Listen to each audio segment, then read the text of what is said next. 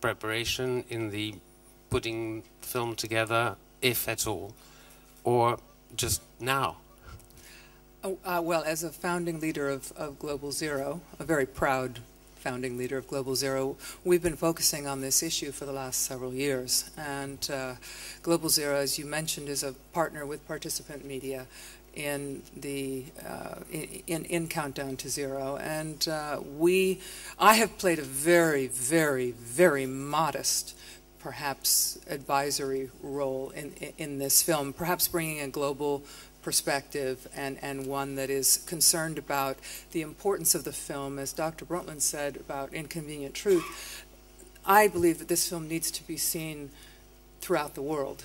And it deserves to be seen in countries throughout the world, especially those nuclear and non-nuclear states where the majorities of their populations have actually indicated in recent polling that they support the elimination of nuclear weapons.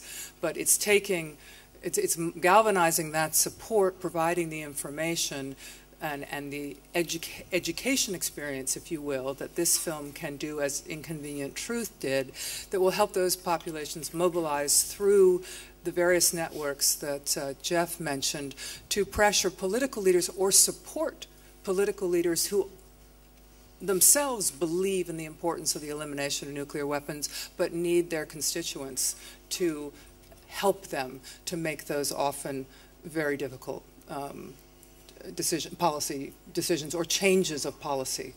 And so for me, my involvement, it's an enormous privilege to be up here with everyone at this table who represents an integral part of the building up of this film and of the movement that is working to take it forward into the future and hopefully to have a very profound impact on this particular issue in the near term as well as in the far term.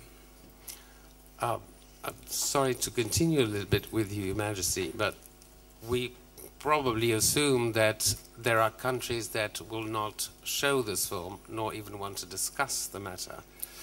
Does that mean that only at your level is anything possible because of the rapport that you might have with other heads of state? That is that part of your role?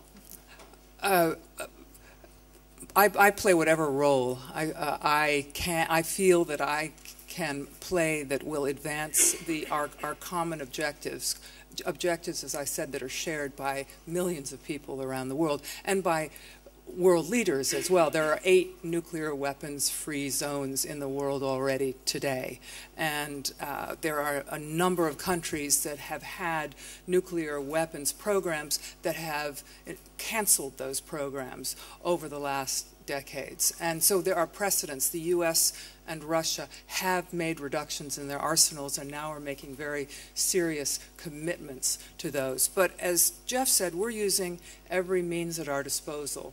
So the social action program that participant media has really pioneered with the films that it's produced is one that is engaging all these non-governmental organizations around the world. No country can prevent those viral sources of information from reaching their citizens entirely. So on one hand, there will be many ways to reach people in countries that might not, decide to show the film when it comes out.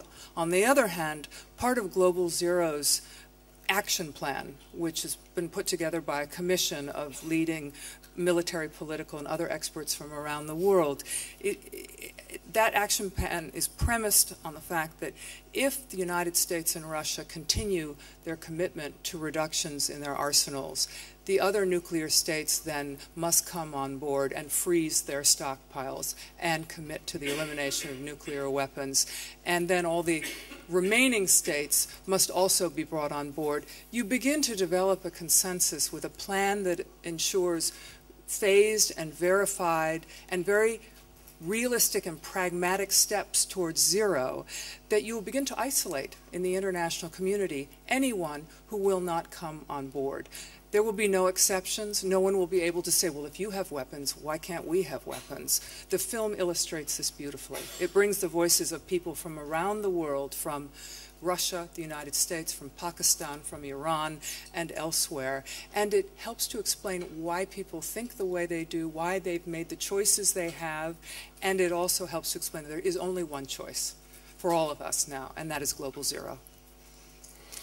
Question to Ms. Plame, and then we will segue into Lucy. We've heard of you and about you in 2003. However, we didn't quite know what you